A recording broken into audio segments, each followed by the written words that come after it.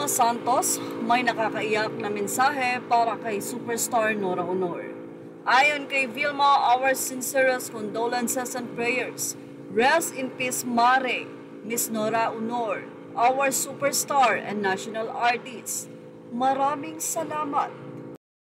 Samantala, isa namang revelasyon ang ibinahagi ng aktres na si Hilda Coronel. Ayon sa kanya, may niluluto sanang project para sa kanila ni Nora Honor, pero nagulat siya nang biglang binalitang pumanaw na ito.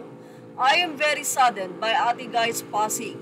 We were discussing a project with her just before I left for home with Direk Adolfo. My deepest condolences to her loved ones and rest in peace now, Ate Guy. You are now home with our Lord. What a big loss to our industry, but you will never be forgotten. Samantala, isa rin si OG Diaz sa nagpahayag ng kanyang pagkalungkot sa pagpanaw ni Ate Guy. Taos-pusong pakikiramay ayon sa nasabing showbiz insider and talent manager na si OG Diaz. Mula naman sa isang Facebook page na post ng Pinoy Showbiz latest ang story sa rare photos na ito ni Nora Honor.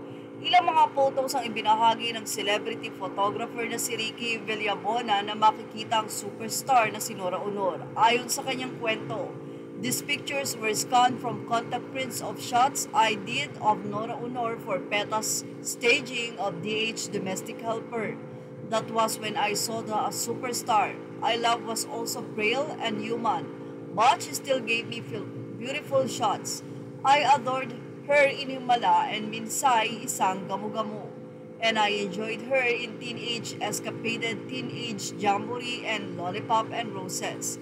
I love watching these silly comedies on TV back in the early 70s. Dramatic actress siya, pero nakakatawa rin siya.